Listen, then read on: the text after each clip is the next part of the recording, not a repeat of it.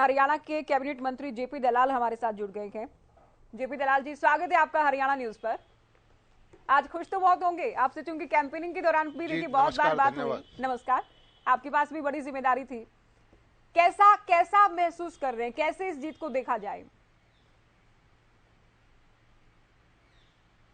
नहीं, ये भारतीय जनता पार्टी की सरकार है केंद्र में और हरियाणा में, उसकी नीतियों पर मोहर है जी। और जिस तरह से हम बगैर भेदभाव के हमारे मुख्यमंत्री जी काम करते हैं, किसानों को रोज जिस तरह से हमने सुविधाएं दी हैं और इन सब चीज़ों पर जो किसानों ने हमें आशीर्वाद दिया है, हम उनके धन्यवाद करते हैं, उनको नमन करते हैं। और जिस तरह से और बढ़ चढ़ करके पूरे हरियाणा के अंदर विकास के काम हम करेंगे। जी, ये सीएम मनोहर लाल के 8 साल के कार्यकाल पर भी मुहर है, क्योंकि उनकी ओर से रिपोर्ट कार्ड बाकायदा पेश किया गया था जेपी दलाल जी। और तब भी हरियाणा न्यूज ने कहा कि अगर आदमपुर जीत जाते हैं तो ये कहीं ना कहीं सीएम के कार्यकाल पर भी मुहर होगी। तो सवाल आपसे ये, साथ ही आपसे रिक्वेस्ट भी करूंगी कि माइक आईडी को थोड़ा थोड़ा नीचे आप रखें, थोड़ा नीचे। जी बताइए। जी, ये हमारी नीतियों पर मोहर है। जो हमने काम किया है बगैर भेदभाव के विकास के काम, बगैर भेदभाव की नौकरियां देना, और जो तबादला नीति बनाई है और परिवार पहचान पत्र बनाए हैं, टेक्नोलॉजी का इस्तेमाल करके करप्शन को दूर किया है, तो इन सारी चीज़ों का परिणाम यही है। और हमारा संगठन जो है, कोई भी चुनाव हो, बड़ा मजबूती के साथ फील्ड में लग जाता है। हमारा पन्ना प्रमुख से लेकर मुख्यमंत्री तक, प्रदेश अध्यक्ष तक सभी इन्वॉल्व हो जाते हैं। हर चुनाव को हम गंभीरता से लेते हैं। और एक तरफ से तो हमारा इस तरह का संगठन है, दूसरी तरफ कांग्रेस एक डिवाइडेड हाउस है। हर चुनाव में वो टुकड़े टुकड़ों में बटी दिखाई देती है। और इस चुनाव में तो हमारे सांसद हैं दीपेंद्र जी हुड्डा, उन्होंने कहा था कि ये 2024 का प्री फाइनल है। तो मैं अब उनसे प्रार्थना करूंगा कि 2024 तो उनको भाजपा की सरकार उन्होंने मान ही ली है, अब उनको तैयारी 2029 की करनी चाहिए। नहीं, वो अभी अगले 2 साल की और 5 साल तो उन्होंने खुद ही स्वीकार कर लिया। जस्ट आपसे 2 सेकंड पहले दीपेंद्र हुड्डा हरियाणा न्यूज पर ही जुड़े थे और खुद मुझसे बातचीत में उन्होंने कहा कि ये अब इससे साफ हो गया कि मुकाबला आने वाले दिनों में बीजेपी और कांग्रेस का ही होगा, कोई टक्कर में नहीं है तीसरी पार्टी। और दूसरा, मार्जिन तो पिछली बार के मुकाबले कम हुआ, उसको भी देखा और समझा जाए ना। मैं तो उनके बयानों को याद दिलाता हूं कि उन्होंने ये कहा था कि 2024 का प्री फाइनल है किसी टेलीविजन पर, और उन्होंने चुनौती दी थी। हमने चुनौती को स्वीकार किया था और हमने चुनौती स्वीकार जनता के आशीर्वाद से, जनता के दम पर की थी। हमारा कोई वो नहीं था कि भाई हम कुछ कर सके, जनता ने आशीर्वाद देना था, जनता ने वोट देना था। और अब उनको वो इस चीज स्वीकार, जब अपने मुंह से कही हुई बात है कि ये प्री फाइनल है 2024 का, तो मैं उनको अभी 2024 तो नहीं, 2029 की तैयारियों के लिए उनको अच्छा खासा टाइम है, उसके लिए उनको बधाई देता हूँ। तो 2024 तो भूल जाए कांग्रेस, ये आप कह रहे हैं? अच्छा, मार्जिन को लेकर भी थोड़ा समझा दीजिए, कैसे देखते? क्या ये संतोषजनक है? क्या ये काफी है ये मार्जिन?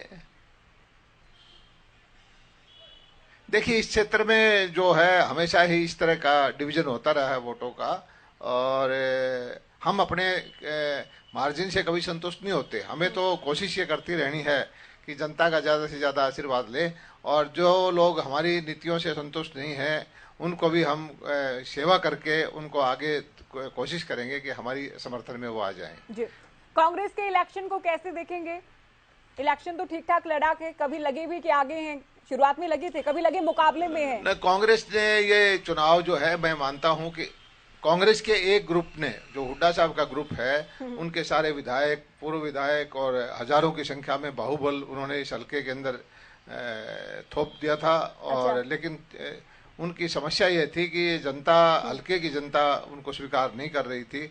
और सबसे अच्छा रिजल्ट तो एक हमारे नेता हैं केजरीवाल जी, आम आदमी पार्टी के, उनके लिए है कि झूठ बोल करके, गुमराह करके जो राजनीति करना चाहते हैं, हरियाणा की जनता के साथ जो उन्होंने एसवाइल के पानी के बारे में किसानों को आहत किया है, यहाँ का क्षेत्र को छोड़िए, हरियाणा के किसी भी हल्के के अंदर वो कभी कहीं एंट्री नहीं कर पाएंगे। वो तो मुकाबले में ही नहीं है, उनको लेकर तो बात करें ना करें एक ही बात कहे, वो तो मुकाबले में थे ही नहीं। अच्छा, इनेलो को लेकर भी नहीं, उनको भ्रम हो गया था। देखिए, इस उपचुनाव में केजरीवाल जी आए, भगवत मान जी आए और बहुत हा हुल्ला खड़ा किया, हाइप क्रिएट किया, और उनको ये लगता था कि वे बहुत सारे वोट आएंगे, लेकिन ये किसानों का क्षेत्र है और हरियाणा का किसान उनसे बहुत ही आहत है कि हमारा पानी जो है उन्होंने रोक रखा है, तो उनको कोई एंट्री नहीं मिलेगी। और दूसरी तरफ आप बता रही हैं कि इनेलो, वो इनेलो का प्रभाव कहीं भी इस वक्त नहीं है हरियाणा प्रदेश के अंदर। उनका एक विधायक है, उनका कोई लोगों के अंदर कोई ज्यादा प्रभाव नहीं है। अच्छा, ये देखिए भजनलाल परिवार तो जीतता ही आया क्या, तो उसमें कुछ नया तो हुआ नहीं। आप लोगों के लिए नया कि आप लोग पहली बार जीते हैं, लेकिन उम्मीदवार तो भजनलाल परिवार से ही है। तो अब जो ये मार्जिन है, अब ये कांग्रेसी नेता भी पूछेंगे, दीपेंद्र हुड्डा भी ये पूछ रहे थे कि ये जीत किसकी है फिर, ये 16,606 वोट जो है, क्या ये भजनलाल परिवार के हैं, क्या ये सरकार के हैं, क्या ये सीएम के वोट हैं, क्या ये गठबंधन ये वोट किसके हैं? सरकार के साथ होने के बावजूद भी भजनलाल परिवार का कोई सदस्य 16,606 वोट से जीता के। देखिए जी, जब किसी प्रत्याशी को पोल्ड वोट का आधे से ज्यादा वोट मिल जाते हैं, तो उसको मान लेना चाहिए कि जनता उस पार्टी को, जनता उस प्रत्याशी को पसंद करती है। और बाकी पार्टियों को अब के लिए चिंता का विषय है। हम ये कोशिश करेंगे कि इसी तरह से पूरे प्रदेश में 90 के 90 हलकों में हम आधे से ज्यादा वोट क्रॉस करें और आने वाले वक्त में बहुत भारी बहुमत की सरकार बनाएं। और जो ये दुष्प्रचार करते रहते हैं कि बीजेपी ने धुर विरोधियों को साथ ला दिया है कि एक वर्ग इससे है, जाति पाति की राजनीति करते हैं, क्षेत्रवाद की राजनीति करते हैं, तुष्टीकरण की राजनीति करते हैं। जनता ने इनके खिलाफ ये वोट किया है और जनता जो आज नीतियां चल रही हैं भारतीय जनता पार्टी की, उन पर मोहर लगाई है। बीजेपी ने जो धुर विरोधी थे, राजनीतिक प्रतिद्वंदी थे, सबको एक साथ ला दिया गया, किसी को अपने पार्टी में ज्वाइन करवा लिया, कोई गठबंधन का साथी है। क्या इनका तालमेल आने वाले दिनों में रह सकेगा? क्या इसका गठबंधन पर कोई असर होगा? क्योंकि कुलदीप बिश्नोई तो ये चाह रहे, मैंने उनसे सवाल पूछा था कि क्या भव्य कैबिनेट में भी नजर आ सकते हैं, तो कहा कि आदमपुर की जनता चाहती है कि वो कैबिनेट मंत्री भी बने। मैं बताता हूं कि राजनीति में कोई दुर्विरोधी नहीं होता। हम तो ये चाहते हैं कि जो हमारी नीतियों का समर्थन करे, जो हमारी कार्य प्रणाली को अपनाने को तैयार हो, तो हम उसको सहर्ष स्वीकार कर लेते हैं। और मकसद हमारा ये है कि जो पहले वाली नीतियां थी कि सरकारी खजानों पर दबंगों का हक होता था, कुछ परिवारों का हक होता था और गरीब आदमी को उसका हक नहीं मिलता था, वो नीति बदलने का हमने काम किया है। जो हमारी नीतियों का साथ देगा हम उसको साथ ले लेंगे।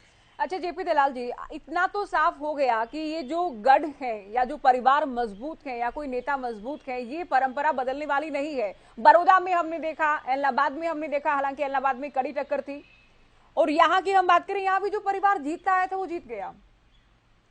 तो ये किले जिन नेताओं के हैं वो कायम गए, उसमें कोई तब्दीली नहीं। ऐसा कुछ नहीं है। आप भूल रहे हैं पिछले दिनों जो चुनाव हुआ था उत्तर प्रदेश का, लोकसभा का, हमारे जो युवराज हैं राहुल गांधी जी, इनका सदियों पुराना गढ़ था, वो सारा खत्म हो गया। कोई किसी का गढ़ नहीं है। जनता की सेवा करेगा, जनता उसी को आशीर्वाद देगी।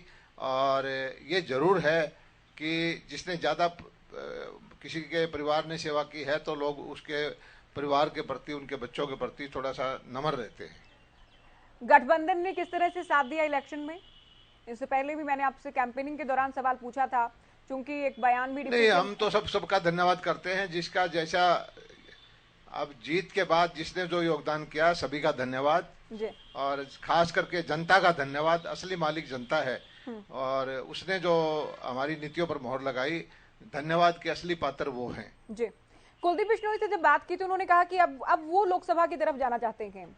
बहुत सारे लोगों ने कहा कि ये तो कुलदीप बिश्नोई के बेटे भजनलाल के पोते का लॉन्चिंग प्रोग्राम है, उनको लॉन्च करने के लिए वो बीजेपी में आ गए, बीजेपी ने टिकट दे दिया, आप जीत भी हासिल कर ली, अब वो ये भी चाहेंगे कि उन्हें कैबिनेट में भी जगह मिल जाए, हालांकि अधिकार सीएम का है। कौन क्या चाहेगा वो उनके चाहने से नहीं रोक सकता, लेकिन हमारी पार्टी की नीतियां हैं, उसके अनुसार जो पार्टी नेतृत्व और मुख्यमंत्री जी फैसला करते हैं, वो क्या फैसला करते हैं आने वाला भविष्य बताएगा। अच्छा, जो गांव थे, जैसे बालसमंद की बात करें, कुछ गांव ऐसे थे जेपी दलाल जी जहां जेपी या कांग्रेस बड़ी उम्मीद लगाए बैठी थी कि यहाँ एक तरफा होने वाला है, लेकिन उतना नहीं हो पाया। इसके पीछे आप क्या फैक्टर देखते हैं? नहीं, फैक्टर कांग्रेस ने कोशिश की है कि एक जाति के दम पर राजनीति करें, एक जाति को भावनाओं को भड़काएं। लेकिन मैं धन्यवाद करता हूं, खासकर मैं भी उसी जाति से हूं जिसके भड़काने की कांग्रेस ने कोशिश की। मैं उन्होंने भी बहुत अच्छे समर्थन हमारी पार्टी को दिया है, और मैं मतदाताओं को और जो मेरी जाति बहुल्य गांव है उनके वोटर्स को भी मैं धन्यवाद करता हूं कि उन्होंने हमारी भारतीय जनता पार्टी की नीतियों पर मोहर लगाई और भाई भव्य बिश्नोई को अच्छे वोटों से जिताया। और कांग्रेस का जो एजेंडा था कि जाति पाति की राजनीति करें, उसको उन्होंने नकार दिया। वो लोग आप लोगों पर आरोप लगा रहे हैं जाति पाति की राजनीति करने के। दूसरा, अभी दीपेंद्र हुड्डा ये कह रहे थे कि जो दलित समुदाय से लोग हैं, अगर जैसे ही ये सारा वोट प्रतिशत या सारी चीजें सामने होंगी और अगर हम विश्लेषण करेंगे तो ये देखेंगे कि दलितों ने बीजेपी उम्मीदवार को वोट ना करके एक तरफा कांग्रेस को वोट किया, कि दावा किया गया। जब अब तक बूथ वाइज डाटा आया ही नहीं है तो ये बेकार की बात करने वाली है। हमारे को सब जगह सब बूथों पर अच्छे वोट मिले हैं। दलित का है, अपर कास्ट का है, ब्राह्मण का है, जाट का है, बिश्नोई का है, हमें हर कास्ट से वोट मिला है। और कोई ऐसा नहीं है कि कोई एक जाति हमारे खिलाफ है या कोई एक जाति हमारे हक में है। भूपेंद्र हुड्डा को लेकर बार बार कहा गया कि क्षेत्रवाद करते हैं, भाई भतीजावाद करते हैं, रोहतक और सोनीपत के ही सीएम रहे, कहा गया बहुत बार, है ना। और उसके बाद वो हिसार में जाकर, आदमपुर में जाकर अगर इतना अच्छा इलेक्शन फाइट करते हैं, जो कैंपेनिंग उनकी ओर से ही ज्यादा की गई, तो क्या इसे पिछली बार के मुकाबले बेहतर ना देखा जाए कि कांग्रेस को लोगों ने पिछली बार के मुकाबले या कह लें कि इससे पहले जिस तरह की परिस्थितियां रही हैं उससे बेटर तरीके से पसंद किया है पिछली परिस्थितियों की तुलना में? अगर भूपेंद्र हुड्डा जी विधानसभा चुनाव एक में 16-17 हजार की हार को अच्छा इलेक्शन मानते हैं, तो आने वाले चुनाव में वो ऐसा प्रदर्शन सभी जगह करें, उनको बधाई। और 15-15, 20-20 हजार से हर क्षेत्र में हार जाएं, हमें इसमें कोई एतराज नहीं होगा। अच्छा, आपकी क्या कुछ जिम्मेदारी रही, कैसे आपने, चूंकि आपके पास प्रभारी के तौर पर आप बहुत एक्टिव रहे और अब चूंकि 51.3% वोट आप लोगों को मिले हैं। मैं एक बीजेपी के कार्यकर्ता के तौर पर वहां था, कार्यकर्ताओं में समन्वय का काम करता था और मेरी जिम्मेदारी कोई अलग से नहीं थी।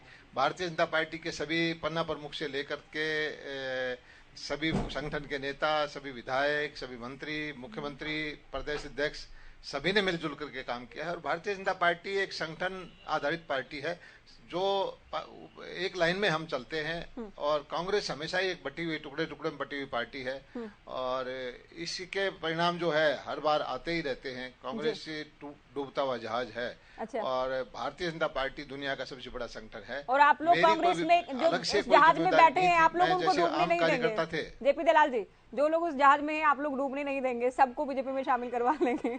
अच्छा, आप मुझे ये बताएं, ये जिस पहले नहीं, हम तो बच्चा, देखिए कोई डूबते हुए को बचाना तो मानवता का सहारा देना है, एक वो भाव है। हम अभी भी हमारी उम्मीद है कि उस डूबते हुए जहाज से बहुत लोग छलांग लगाने की तैयारी में हैं। अच्छा, वोट प्रतिशत को लेकर भी एक बार बात कर लें। 51.3% जितना वोट हुआ उससे आधे से अधिक है, क्या कहेंगे? ये किसी भी चुनाव, विधानसभा के चुनाव में या लोकसभा के चुनाव में अगर आधे से ज्यादा वोट प्राप्त हो जाता है तो इस मानते हैं कि जनता का अच्छा खासा समर्थन इसको माना जाता है। हरियाणा जैसे प्रदेश में जहां पर सरकारें 30, 32, 35% पर बनती रही हैं, आधे से ज्यादा वोट मिलना एक अच्छी उपलब्धि मानते हैं। लेकिन भारतीय जनता पार्टी के कार्यकर्ता संतुष्ट कभी नहीं होते। हम जिन्होंने वोट नहीं दिया उनके बीच में जाएंगे और उनका भी आशीर्वाद लेने की कोशिश करेंगे अगले चुनाव में, वो भी हमें आशीर्वाद दें। सरकार के साथ बाई इलेक्शन चलता है, अमूमन सरकार में जो दल होता है, सत्तासीन दल होता है, वो जीत जाता है। लेकिन ये 2 बार से बात कहीं ना कहीं मिथ साबित हुई हरियाणा में। तो अभी आप कहेंगे, खुश हैं इस बात से कि एटलास्ट आप लोग तीसरा बाई इलेक्शन की सही जीते तो 3 साल में? नहीं, पहले वाले भी चुनाव में हमने हार के भी हम जीते, क्योंकि वो चुनाव जो था किसान आंदोलन के दौरान था और उन्होंने गली गली में झगड़ा करने की कोशिश की थी। हमने शांतिपूर्वक चुनाव करवाया, हार बेशक से गए, हमारे वोट बढ़ा। और जो कांग्रेस की नीतियां थी कि किसान के रूप में अपने कार्यकर्ताओं को आगे करके लड़ाई लड़ने की, वो एक दौर था, वो चला गया और उसका खामियाजा कांग्रेस को आने वाले वक्त में भुगतना पड़ेगा। अब जो जीत तो है, देखिए इसका भी आप लोग विश्लेषण करेंगे, क्योंकि अच्छी बात तो ये है कि 13 में से 10 राउंड में आप लोग जीते, लीड बरकरार रखी और केवल 3 राउंड वो रहे जिसमें बहुत बहुत कम अंतर से जो बढ़त है वो कांग्रेस उम्मीदवार ने हासिल की। नहीं, हम सब मैंने जैसे पहले ही कहा कि पूरे आदमपुर की जनता का, सभी वर्ग का, सभी जातियों का सम्मान करते हैं, धन्यवाद करते हैं, और सभी ने हमें समर्थन दिया है। और कोई ऐसा वर्ग, कोई ऐसा इलाका नहीं था जो हमारी नीतियों में का समर्थन ना करता हो। और जो कांग्रेस की कोशिश थी कि जातिवाद पाति पे, इलाकावाद पे जो उनकी नीतियां रहती हैं चुनाव लड़ने की, उसको लोगों ने नकारा। जी। और हम जनता के सामने नमन करते हैं और कोशिश करेंगे कि और ज़्यादा सेवा हम जनता की करें और उनका आशीर्वाद भविष्य में भी प्राप्त करें। कांग्रेस की गुटबाजी का फायदा मिला, क्योंकि आपके साथ लगते हल्के की कांग्रेस की बड़ी नेता हैं, वो तो खुद ही कहती रही कि अगर सम्मानजनक तरीके से नहीं बुलाया, इनवाइट नहीं किया गया तो कैंपेनिंग के लिए भी नहीं जाएंगी।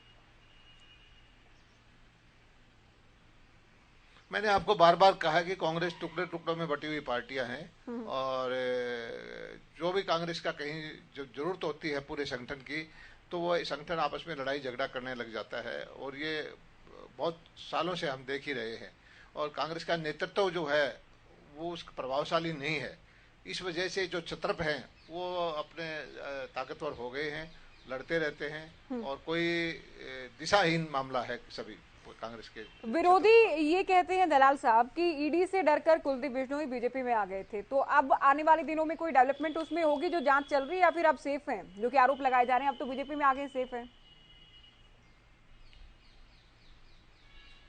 मेरे सूचना के अनुसार तो जो नेशनल हेराल्ड का केस चल रहा है राहुल गांधी जी पे, सोनिया जी पे, तो अगर ईडी से होगा तो वो भी जल्दी ही जी, आप ये कह रहे हैं वो कांग्रेस छोड़ बीजेपी में आ देंगे। जाए। जी, तो उसमें उसमें आपने घुमा दिया बात को, कि आप ये कह रहे हैं कि अगर ऐसा ही डर है तो फिर वो लोग भी आ जाएं कल को। नहीं, अगर राजनीति ऐसा है, किसी ने कानून अपना काम करता है, किसी ने कोई गलत किया है तो कानून अपना काम करेगा। जी। इन चीजों का राजनीति के निर्णय में कोई खास मायने नहीं रखते। ठीक है, आगामी मैं चुनाव की पहले ही हालांकि बात कर चुकी हूँ, लेकिन 2024 से पहले ये जीत हासिल कर लेना, ये कहीं ना कहीं एक उपलब्धि तो है, दैट आप लोगों के लिए एक मोमेंटम बना के जीत को लेकर, कि अब आने वाले दिनों में सेमीफाइनल तो ये था, और एक तरह की जो राजनीति है, शायद आप समझे मैं क्या कहना चाह रही हूँ, एक तरह की राजनीति को लेकर जो प्रयोग किए जाते हैं उस तरह के प्रयोग आने वाले दिनों में भी किए जाएंगे। देखिए, मैंने आपको पहले बताया कि हमारे सांसद हैं दीपेंद्र हुड्डा जी, उन्होंने पहले ही स्वीकार कर लिया है कि ये 2024 का सेमीफाइनल है। और अब रिजल्ट पब्लिक ने दिखाई दिया है। मैं उनको एक बार फिर 2029 की तैयारियों की बधाई देता हूं। और 2024 की तो उन्होंने खुद ही मान लिया है कि आने वाली सरकार भारतीय जनता पार्टी की बनेगी। मुकाबला का है सर, आप अपनी तरह से, ठीक है, आपको ऐसा अच्छा लग रहा है। मुझे आप ये बताएं कि जो बार बार ये कहा जाता है कि मैं तो क्या उनकी बड़ी कही बात हुई है? बातों को मैंने अपनी तरफ से कुछ नहीं कहा। जी जो बात उन्होंने कही थी, उन्होंने चैलेंज किया था, हमने स्वीकार किया था, उनकी बात याद दिला रहा हूँ।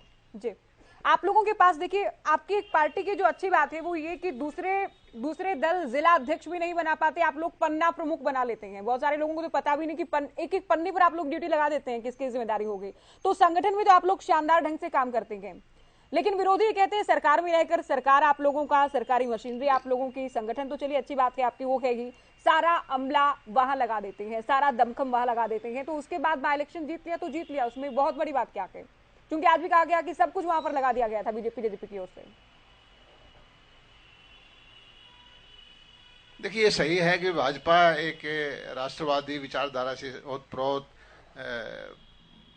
पूरे देश प्रेम से प्रेरित और एक संगठन आधारित पार्टी है। और चाहे हमारी सरकार हो, चाहे हम विपक्ष में हो, हमारा संगठन उसी तरह से काम करता है। और सरकार को हम अलग से रखते हैं, संगठन को अलग से रखते हैं, दोनों को मिक्सअप नहीं करते। अच्छा। और मैं समझता हूं कि दुनिया का सबसे बड़ी पार्टी और सबसे मजबूत संगठन आज भारतीय जनता पार्टी के रूप में है। अच्छा, आप पर पार्टी यकीन बड़ा करती है, आपको इस बार भी प्रभारी बना दिया गया, तो क्या ये आपकी भी परीक्षा थी? नहीं, मैं पार्टी का धन्यवाद करता हूं कि मैं एक छोटा सा कार्यकर्ता हूं, और भरोसा जताया जाता है। मैं अपनी पूरी 100% कोशिश करता हूं कि पार्टी के लिए जो मेरे से संभव हो सके मैं करने की कोशिश करता हूं। और इस जो पार्टी मेरे ऊपर विश्वास करती है, मैं उसका आभारी रहूंगा। तो ये क्या इससे सीएम का कद भी बढ़ा कि जेपी दलाल जी? देखिए 8 साल लगातार बड़े उपलब्धियों के साथ उन्होंने पूरे किए हैं, अब एक बाई इलेक्शन भी 8 साल की ठीक बात जीत लिया गया है, तो उनके भी कद में या मास लीडर के तौर पर उनकी जो एक्सेप्टेंस है, उनकी स्वीकार्यता के उसमें वृद्धि हुई है?